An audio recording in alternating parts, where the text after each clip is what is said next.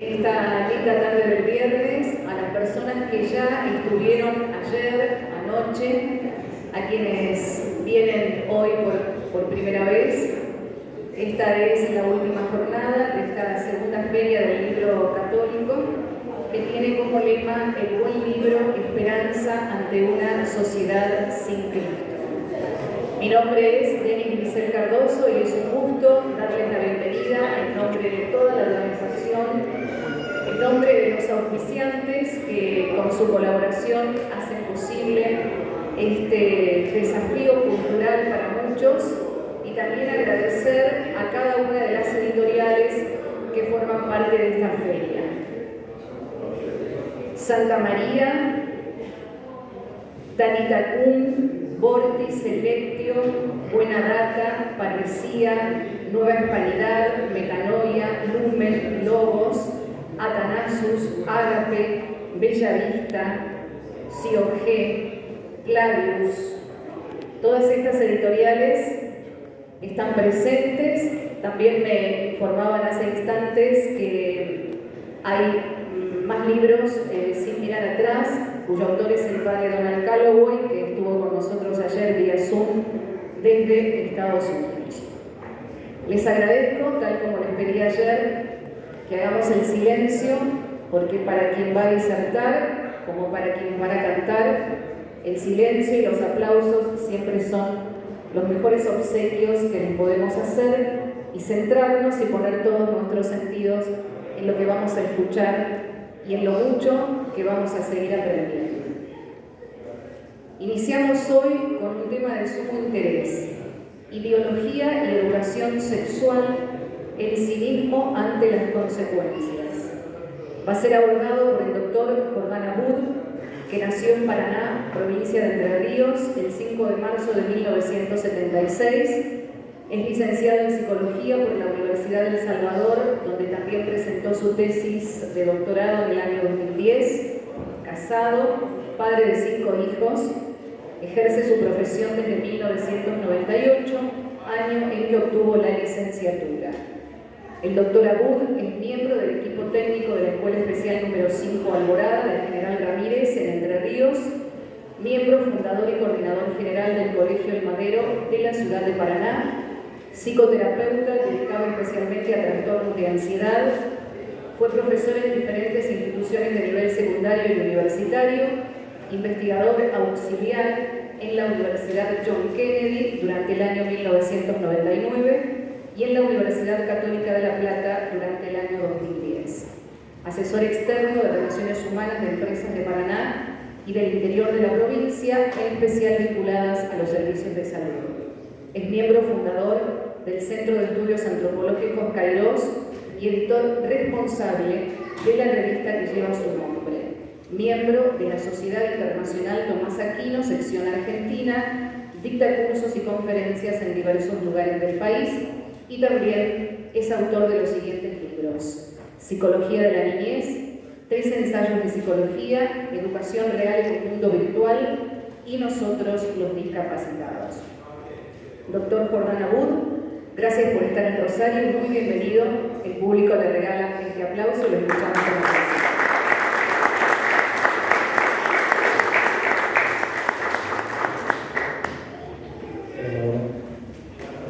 Muchas gracias. Gracias por la invitación. La teología, la sana teología, nos enseña, entre otras cosas, dos cuestiones sobre el infierno. La primera, por lo pronto, es que el infierno existe.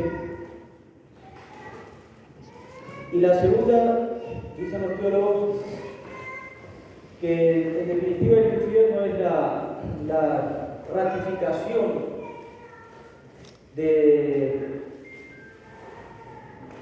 la decisión final del hombre hasta las últimas consecuencias, hasta su último minuto, de no amar a Dios como último fin, ¿no? Esto también lo enseña la sana teología. El infierno en definitiva es como si finalmente el Creador nos dijera: quédate con lo tuyo, con lo que has querido como último fin toda tu vida.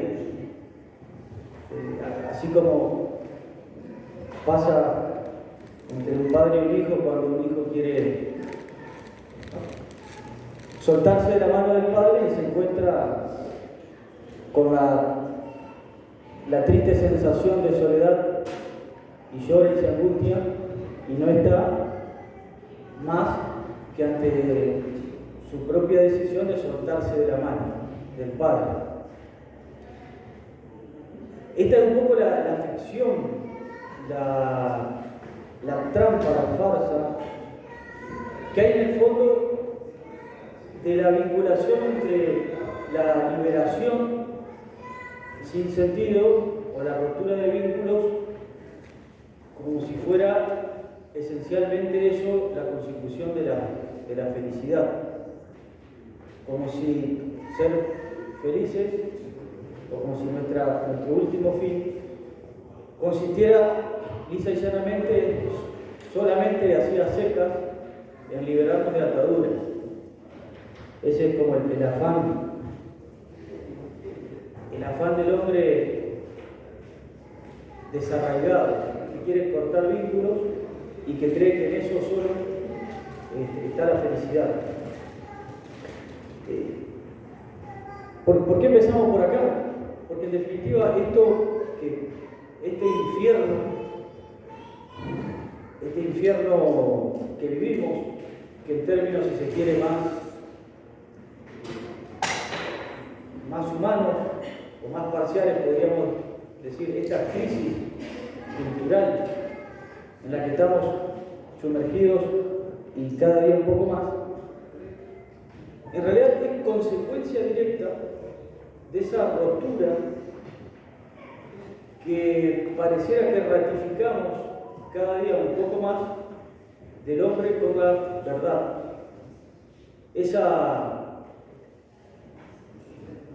Ese vicio, ese pecado, ese virus se llama ideología. La ideología como tal podríamos definirla de muchas maneras, pero una bastante sencilla y general y lo suficientemente abarcativa para comprender a todas es: la ideología es la postura y la decisión sostenida de darle la espalda a la verdad y hacer siempre mi propio capricho. Es la decisión de que mi inteligencia y mi voluntad sean las que vivan independientemente del orden, independientemente de la verdad.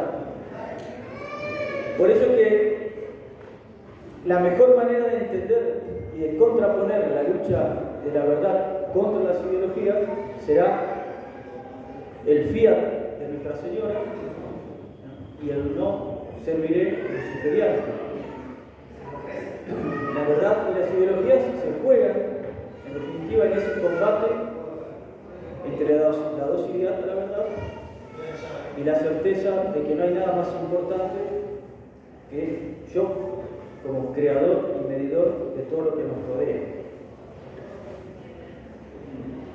¿Qué es lo que sucede? Extrañamente, aunque también tiene una explicación cultural, lo que sucede es que aunque en definitiva lo que vamos cosechando son las consecuencias esperables de las propias decisiones y lo que nos rodea son los frutos podridos de las ideologías, nos negamos persistentemente a sacar las conclusiones correctas. Entonces tenemos una negación a hacer el desarrollo lógico y a tener muchas veces la honestidad intelectual o moral de saber reconocer que las consecuencias que padecemos en el orden social, cultural, educativo, político, en realidad no son ni más ni menos que las consecuencias lógicas esperables de un orden deliberadamente roto. Hay ejemplos incluso muy sencillos que no son inicialmente del ámbito de la mal llamado, capciosamente llamado educación sexual, que es en el ámbito incluso de la educación en general. Hoy,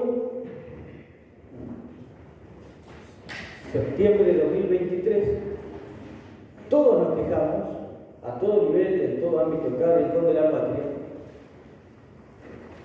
entre otras cosas, de algo muy elemental y constatable, que es que nuestros hijos, nuestros alumnos,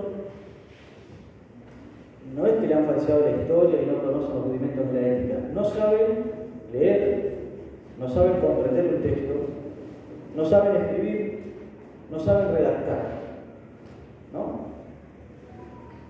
Ahora, ¿qué es lo que nos resistimos a aceptar? Que esto lo decimos 30 años después, pero nos teníamos que preguntar que cuál era el resultado que esperábamos si hace 30 años las modas pedagógicas en Argentina levantaron la bandera de la indistinción entre la verdad y el error, entre el docente y el alumno, de que toda autoridad era un signo de autoritarismo, de irracionalidad y de coerción, de que da lo mismo decir lo correcto, decir el correcto, que la disciplina es necesariamente traumático y a priori un acto de coacción contra la espontaneidad del alumno. Y aceptamos falsas disyuntivas que, bien entendida la educación, no se contraponen, como es esta de la espontaneidad y la disciplina. Ahora, ¿qué esperábamos 30 años después? Si humillamos a la verdad poniéndola a la altura del error y humillamos a la verdadera autoridad, que en definitiva es servicio, con la ideológica falacia de que eso iba a limitar la espontaneidad del alumno. Hoy, 30 años después, no hace falta conocer de filosofía, no hace falta conocer de pedagogía, alcanza para entrar a un aula, alcanza a conocer un adolescente, un joven, y las consecuencias son claras, insisto, incluso a nivel pedagógico más elemental. Y en sexualidad, en materia sexual, en la educación de la juventud, pasa un poco lo mismo. ¿Qué esperábamos de las consecuencias si el principio rector de los planes de educación sexual consistieron desde el primer momento en entender la educación sexual en la más cruda y animalesca clave hedonista, donde lo importante es, y el principio y el fin de la vida es, procurarse el placer bajo cualquier costo y enseñarle al niño y al adolescente y al joven cómo hacer para procurarse todos los placeres posibles con las menores consecuencias de insalubridad posible. O sea, ¿qué esperábamos? Si el ideario de la juventud estaba alejado de la renuncia y del sacrificio, ¿qué esperábamos tener 30 años después del plan que aceptamos sin mayores resquemores y sin mayores escrúpulos? Sardá y Salvani, tan olvidado por momentos, en su libro El liberalismo es pecado, dice: hay liberales que aceptan los principios, pero rehuyen las consecuencias, a lo menos las más crudas y extremadas. Y claro, ¿qué nos pasa hoy? Que las consecuencias son las más crudas y extremadas. Y son duras, y son siniestras, y son crecientes. Pero preferimos quedarnos muchas veces a nivel fenoménico y lamentarnos como quien se lamenta del mal tiempo, sin hacer entre nosotros el ejercicio doctrinario y veraz de ver cuáles son las raíces de la crisis que hoy, insisto, no hace falta ser un filósofo o un analista agudo para reconocer a lo largo y a lo ancho de nuestra patria. Es decir, hay una conexión lógica. Hay una conexión lógica entre los principios antropológicos, los principios morales y las consecuencias. O dicho de forma más evangélica, hay consecuencias entre la cosecha que a su tiempo llegará y aquello que previamente fue sembrado. Y hoy, ciertamente, vivimos o estamos en los estertores, Dios dirá si serán finales o hacia finales, ¿no? En los estertores de la revolución cultural. El hombre revolucionado, el hombre víctima y cómplice de la revolución cultural, le ha dado la espalda a la verdad, le ha dado la espalda al orden,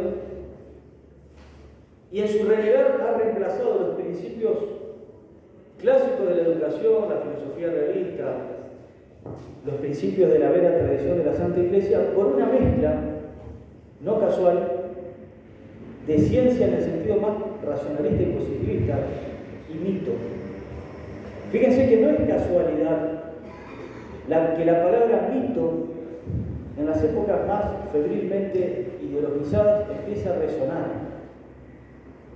como si el objeto de la esperanza cristiana no fuera algo profundamente cierto y revelado, ¿no? Que es la bienaventuranza eterna. No, lo que el hombre moderno añora ahora es este mito que en realidad, por supuesto que hay un sentido precristiano e incluso cristiano del mito y de la mitología. Pero ¿qué es el mito para la ideología apóstata? Bueno, el mito es un estado inalcanzable, pergeniado por la imaginación humana afiebrada de la certeza de que no hay orden, sino que el orden lo construye mi propia imaginación, mi propia voluntad, mi propio deseo, y permanentemente limitada, coartada por todo lo que sea de orden superior. Por eso, lo utópico para el hombre moderno, para el hombre revolucionario, es aquello que no existe, culpa siempre de lo que implica un orden superior. Entonces, lo superior me impide la manifestación de lo más cierto y hondo y profundo que hay en el hombre, que es lo de abajo. Por eso la permanente dialéctica revolucionaria, marxista, de los ricos contra los pobres, de la carne o del inferior o del placer y del alma, de la autoridad sobre el alumno. Porque la manera dialéctica autodestructiva de entender la realidad es siempre la necesidad de expresión de lo inferior que está frenado, coartado por la manifestación de lo superior. Y por eso es que así como el mito no es casualidad en una cultura revolucionaria, tampoco es casualidad que exista como bandera esta palabra también tan peligrosamente ambigua que es la rebeldía. Porque la rebeldía para el hombre moderno no es la rebeldía contra el pecado, ni es la rebeldía contra el desorden, ni es la rebeldía contra la injusticia, sino que es la rebeldía que me permita siempre manifestar con un concepto liberal de libertad, libremente cuáles son todas aquellas expresiones de lo más bajo. Por eso, en este afán revolucionario, todo lo que implique algo dado es a priori coercitivo. Y entonces, ¿qué es coercitivo? Dios es coercitivo, ilimitante para el hombre moderno. La noción de verdad es limitante para la expansión del hombre moderno. La noción de autoridad, la noción de paternidad, la noción de orden. Porque todo eso implica, en esta dialéctica revolucionaria, un menoscabo a la supuesta expansión del hombre moderno. Por eso, para entrar en nuestro tema, en sexualidad, materia sexual, no podía ser de otra manera.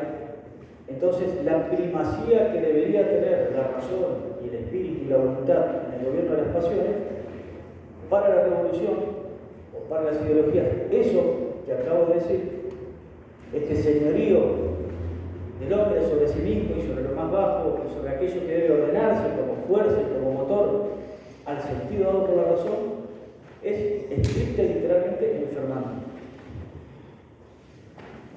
Esto se ve en la educación y para quienes vivimos o venimos, también incluso el ámbito de la salud o de la psicología, lamentablemente tan maltratada la noble ciencia del alma por la psicología moderna, todo lo que sea un señorío del espíritu sobre las pasiones es intrínsecamente artificial y enfermante.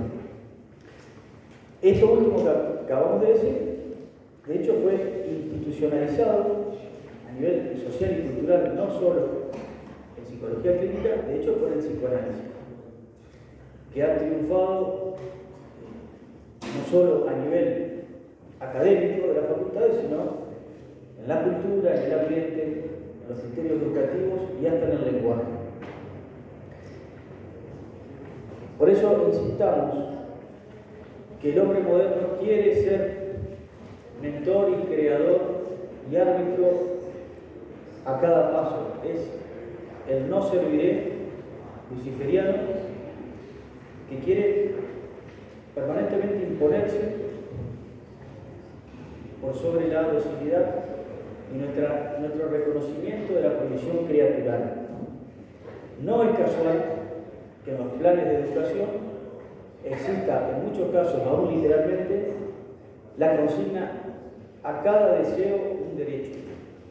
Claro, si mis deseos son fundantes y son los que marcan la realidad, ya la legislación no tendrá que respaldar el orden educativo, social, institucional, sino que la ley deberá ir avalando aquello que el deseo, sujeto al arbitrio y al capricho humano, vaya designando.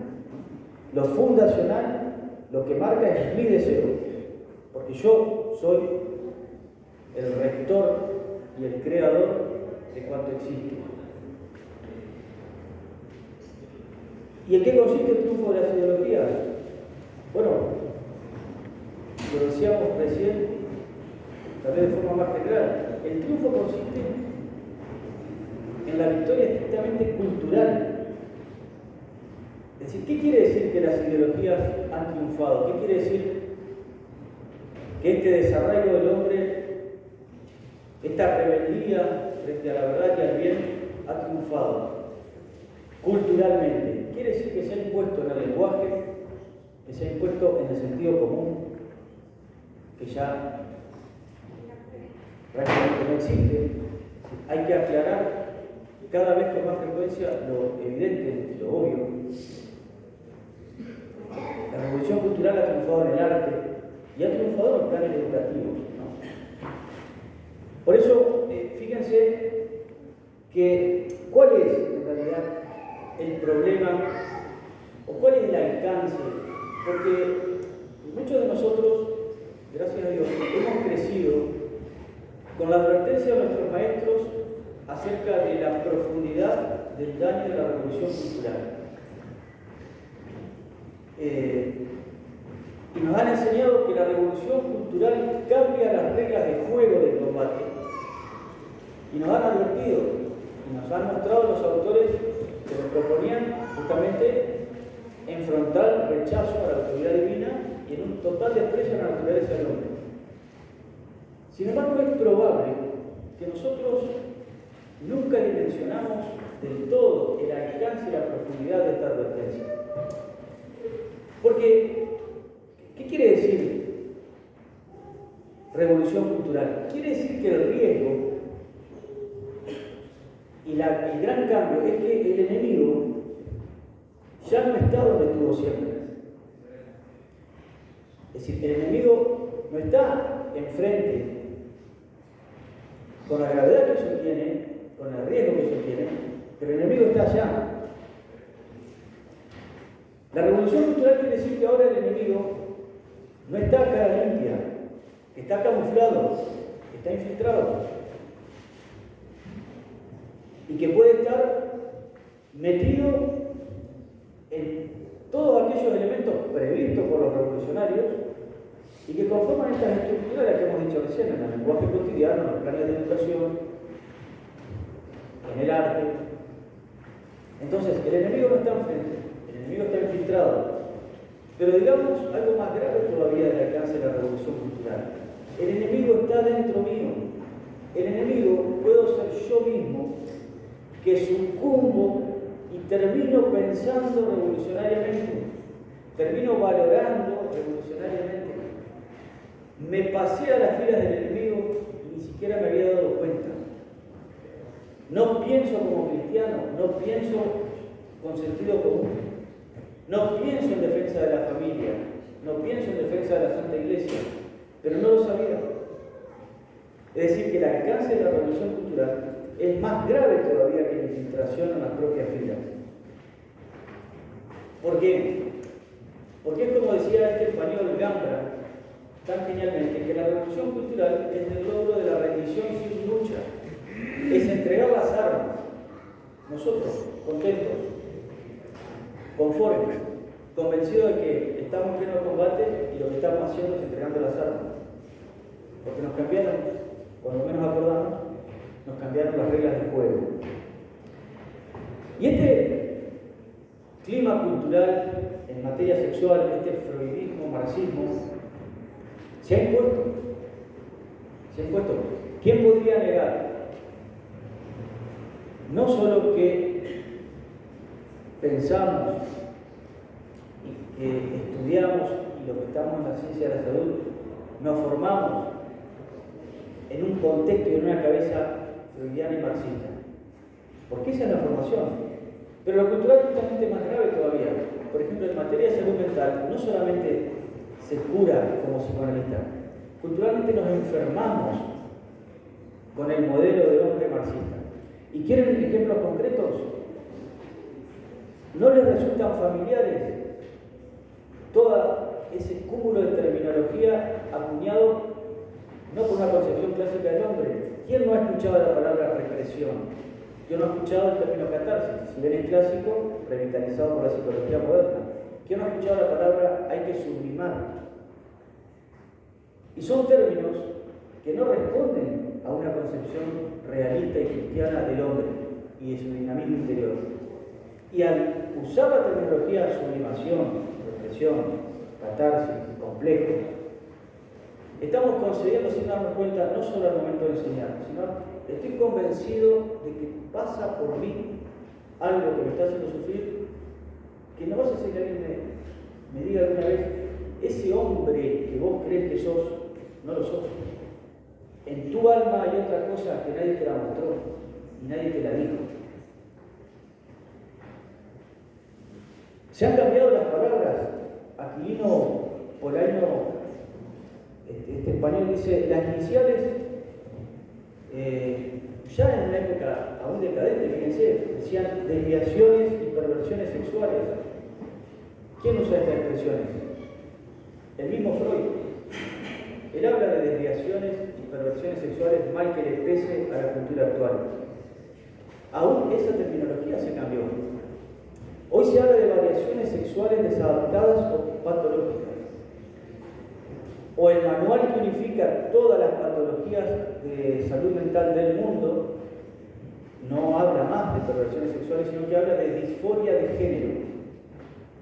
Y si ustedes leyeran los esfuerzos que se hacen para clasificar una patología, una perversión, sin llamarla así, entre otras cosas titulándola como disforia de género, es realmente tan patético cuanto bochornoso, porque es buscar la vuelta lingüística para no terminar de decir lo que en realidad es, aún a nivel sintomático, evidente. Por eso, y después haremos en muy pocos minutos un repaso de 3 o 4 cuestiones por las cuales la educación sexual actual es sin duda pervertidora. Por eso hay que ver con preocupación y con alerta el alcance de la crisis cultural en la que estamos sumergidos. Porque así como se dice, y con razón, que el bien es expansivo, el bien que cada uno de ustedes puede hacer, no hay duda que es una semilla que Dios dispondrá cómo y cuándo crece, el mal también es expansivo. Por eso que estamos en un combate, y el combate es tan viejo como la historia. Porque el mal también se expande, el mal también se difunde, y crece tanto que yo tengo alguna certeza, obviamente no lo vamos a poder constatar por razones obvias, pero si el mismísimo Freud, uno de los mentores más importantes y representativos de la crisis cultural actual, si hoy viera la situación cultural, diría: esto se me fue de las manos. Porque el daño de una mala antropología, de una concepción no solo anticientífica, sino impía y blasfema de la cultura, tiene hoy un alcance que yo creo que ni siquiera previó. Aún en la disolución, como botón de muestra, de la idea de naturaleza. Les vuelvo a repetir, si Freud hoy tuviera que ir a dar clases y usara las mismas expresiones que él usó en la fundación del psicoanálisis, posiblemente tendría una demanda por la radicalidad de los términos. Y no estamos hablando de San Juan Bosco, estamos hablando del mismísimo Sigmund Freud. Ahora, ¿por qué pasa esto? Porque así es el dinamismo del mal, que tiene el mismo misterio expansivo que el dinamismo del bien. Y eso es lo que convierte esta lucha invisible, siempre invisible a veces, entre el bien y el mal. Muy brevemente, ¿por qué esta educación sexual podemos decir que es pervertidora en sus causas? Primero, porque la educación sexual, tal como está planteada en Argentina, tiene una errónea y falaz idea de naturaleza. Hemos aceptado, y hace unos 12 y 15 años, cuando empezó esta nueva política con más furia, hemos aceptado la terminología "hablemos del sexo con naturalidad", y aceptamos el término natural con una noción rotunda y decididamente incorrecta y falaz. ¿Qué sería lo natural en el hombre? ¿Lo corporal? ¿Lo salvaje? ¿Lo que no tiene ninguna consideración de la noción del pudor, de intimidad? En ese sentido, tendríamos que radicalizar cada día un poco más. Lo natural, como tal, conceptualmente no existe. Lo que existe es el hombre caído y redimido. Lo que existe es el hombre que ha cortado su filiación divina por el pecado y que fue redimido con gracias sobreabundantes por nuestro Señor Jesucristo. El hombre real, natural que existe hoy es el hombre caído y redimido. Entonces, ¿cuál es la noción que nosotros hemos aceptado en sexualidad, con lo cual se ha atropellado el pudor, se ha atropellado la intimidad, se ha atropellado el pecado? En segundo lugar, se ha aniquilado incluso la noción de naturaleza, ¿no? Por eso este mismo Aquilino dice: hay una naturalización forzada de las perversiones. Y en esto es interesante porque el mundo como enemigo del alma, pero el mundo también traducido en una manera de entender las cosas de espaldas a Dios, se está sincerando cada vez más. Pero nos negamos a verlo. ¿Por qué? Porque hay una equiparación desde siempre en este plano entre las perversiones y el orden natural. Lo que sucede es que hay perversiones que a nuestra sensibilidad nos molestan un poco más o nos incomodan, pero el mundo se va sincerando. Entonces cada vez se hace más fuerza para que aún esas perversiones, como es la pedofilia, tengan a medida de la posibilidad algún tipo de beneplácito o de aceptación o de legislación atenuante, o en algunos casos favorecedores. No es real esta división que se apoya solo en la sensibilidad cuando no está sostenida por criterios fundantes. ¿Pero por qué? Porque hay una aniquilación de la idea de naturaleza a una naturaleza en sentido precristiano. Aún la naturaleza como la consideración filosófica del mundo físico, de que todo tiene una forma propia de lo cual se sigue su obrar, su proceder, su operación. O sea, lo que es acorde a la naturaleza es perfectivo. Lo que no es acorde a la naturaleza es destructivo. ¿Por qué también la educación sexual es pervertidora? Porque la han ideologizado el término educación sexual. Le han arrancado liberalmente el terreno de las virtudes. Entonces, ¿en qué terreno está pedagógicamente, académicamente, la noción de educación sexual? Porque en realidad, si la pretensión es hablar del sistema reproductor, que se dé biología y que se dé con recato y con pudor y con las condiciones necesarias para salvar las características evolutivas y aún personales. Y si se lo ve desde el punto de vista del placer, debe darse en ética. Hay una virtud que se llama templanza y que ordena, encausa, modera y potencia toda la fuerza pasional. Ahora, ¿es casualidad que la educación sexual no esté dada ni en biología desde el punto de vista de la reproducción ni en ética? No, porque queda un terreno intermedio. Porque la educación sexual pasa a ser un conjunto de máximas, falaces ideológicas que consisten en una conjunción ordenada a la mayor búsqueda del placer con las menores consecuencias posibles y de ahí en adelante terminando en un conjunto de técnicas y poses. Y no es paranoia, porque quienes están en educación y en escuelas seguramente han tenido en algún momento que pasar y experimentar, aún siendo adultos, experimentar el atropello al pudor y a la intimidad en materias que son necesariamente de consideración moral. Y el último motivo, podríamos decir, por lo cual la educación sexual tal como está planteada es pervertidora, es que han dado una demostración sostenida y permanente y radicalizada de desconocimiento, en este caso principalmente del alma infantil. El padre Gemelli, en un libro hermoso de psicología evolutiva, decía: el niño no es un adulto, un hombre en miniatura. O sea, no hay peor desnaturalización del niño que creer de que hay que verlo y considerarlo como un adulto más chico. Y eso ha hecho, entre otras cosas, que han genitalizado la niñez. O sea, la han visto bajo el prisma sucio de las ideologías, y en este caso los niños han pagado, entre otras cosas, una incomprensión que no solamente no resiste ningún análisis vinculado a la práctica de las virtudes, ni siquiera resiste un análisis de orden psicológico o psicopatológico, porque hay una genitalización de la cultura, hay una genitalización de la niñez que es aún evolutivamente, aún físicamente, aún psicológicamente, es falsa, artificial, forzada y prematura.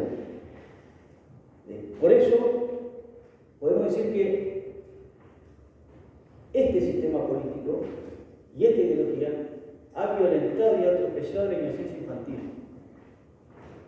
No tenemos que acostumbrarnos. Esta concepción y esta manera de educar, y quienes levantan esta bandera, no deberían estar en condiciones, ¿no?, de mirar a los niños, a un niño, a los ojos.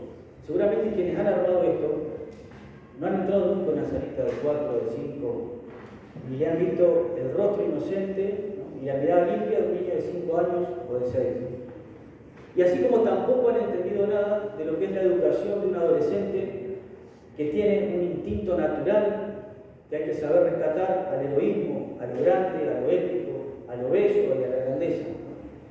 Lo único que han hecho es, como dice la UNESCO, los sentimientos, la fantasía, los deseos sexuales son naturales. y ocurren durante toda la vida. Por lo tanto, hay que favorecerlos. En ese favorecerlos, lo que se ha hecho es promover que se revuelque sistemática, planificadamente en el barro, en el estiércol, sin darles muchas veces a ellos la posibilidad de que entiendan, de que acepten, de que reconozcan, de que están llamados a cosas grandes, ¿no? Como se ha dicho tantas veces, la juventud no está hecha para el placer, sino para el heroísmo. Voy terminando. Podríamos preguntarnos, ¿por qué pasa esto? Y entonces vuelvo al principio. Podríamos decir, ¿por qué pasa esto? ¿Por qué estamos tan mal? ¿Por qué nos lamentamos de lo difícil que es educar a nuestra juventud, a nuestros hijos? ¿Por qué pareciera que todo conspira contra el bien de ellos, contra la inocencia, contra sus virtudes? Y ahí es donde no debemos pisar el palito de la revolución. ¿Saben por qué pasa esto? Porque este es el plan. Esto que pasa es porque es lo que está planificado. ¿Por qué estamos tan mal? Porque es lo previsto por la revolución cultural. La revolución cultural anticristiana necesita mantener a la juventud y a todo el pueblo lo más humillado posible, que sea esclavo del vicio, que sea incapaz de levantar la mirada, que sea incapaz de buscar limpiamente, que sea capaz de amar limpiamente, que sea incapaz de pensar con claridad, que sea incapaz del señorío. Esto es lo previsto. Entonces, no debe haber asombro ante las consecuencias de lo que nosotros muchas veces miramos con alguna ligereza respecto al fruto. Esto es lo que está previsto y está documentado. Está previsto que seamos borregos. ¿Y qué mejor terreno que hacerlo que planificarlo en materia educativa? Cuando nuestros hijos empiezan ya a los 3 o 4 años, y para quién todos lo sabemos, una maestra cumple el rol, y cuántas veces más que eso, ¿no?, de la madre, o por el tiempo que esté, o por las palabras, o el rol que desempeñe, ¿no? Entonces, esto es lo que está previsto: hacer al hombre, al argentino, incapaz de señorío, ¿no? Por eso el cinismo del mundo es rasgarse las vestiduras ante las consecuencias del desprecio a la luz. Entonces, no hay amistad, no hay familia, no hay patria que pueda fundarse sobre la incontinencia planificada.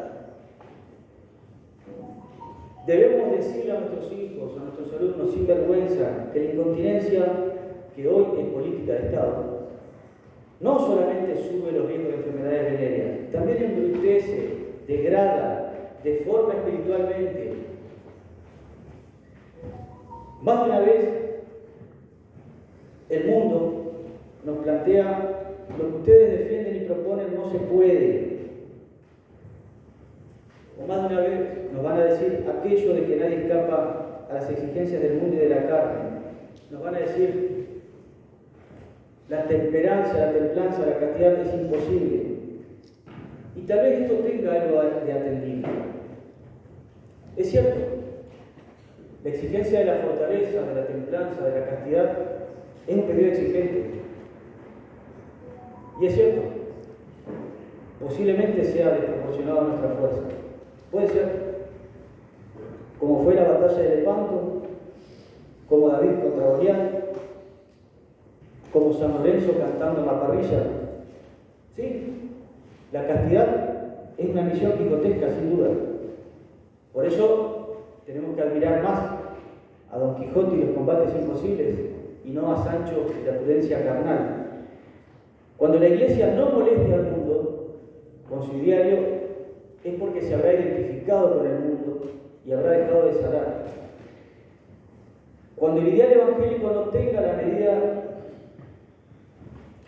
de Cristo y tenga la medida de los cálculos humanos, cuando no sean los planes redentores de Cristo los que empapen el ideario pedagógico, seguramente nos habremos perdido. No, por eso, no es difícil, es más que difícil. Tal vez tengamos que aceptar que es imposible para nuestras solas fuerzas, por supuesto. Por eso necesitamos la gracia. Tenía razón nomás nuestro Señor cuando decía: sin mí nada podéis hacer. Decía el cardenal Pi que en educación se ha probado todo. Tal vez llegó la hora de probar la verdad. Bueno, tal vez sea el momento de renovar nuestra fidelidad, nuestra docilidad, nuestro servicio a la verdad, para lo cual hay que proponerse descubrirla, amarla, testimoniarla, pero con la alegría y con la certeza de que en la verdad y en cada verdad, por más minúscula que sea, siempre está detrás y sosteniéndola nuestra verdad con mayúscula, la verdad crucificada que espera de nosotros ser buenos testigos. Nada más. Muchas gracias.